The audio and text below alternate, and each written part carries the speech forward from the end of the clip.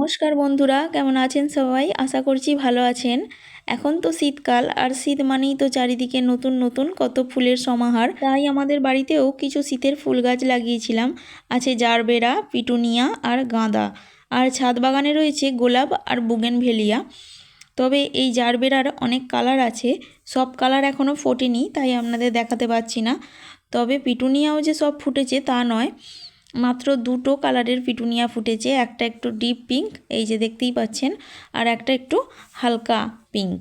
আর রয়েছে দু রকমের গাঁদা ফুল, এই যে একটা একটু কমলা কমলা আর একটা হলুদ গাঁদা। বাড়িতে নিত্য পুজো করার জন্য এই গাঁদা ফুল বেশ কাজে লাগে। আর এই হলুদ রঙের গাঁদা ফুলটা দেখছেন, এটা আমার বাপের বাড়ি থেকে এনেছিলাম। মানে আমার বাপের বাড়িতে অনেক গাঁদা গাছ হয়েছিল, সেই গাঁদা গাছের ডাল কেটে এনে বসিয়েছিলাম। তো এখানেও বেশ খুব সুন্দর সুন্দর গাঁদা গাছগুলো হয়ে গেছে। আর প্রত্যেকটাতে কিন্তু বেশ থোকা থোকা বেশ সুন্দর একদম ফুল ফুটে আছে অনেক। আর এই ফুল গাছ আপনাদের কেমন লাগলো অবশ্যই জানাবেন।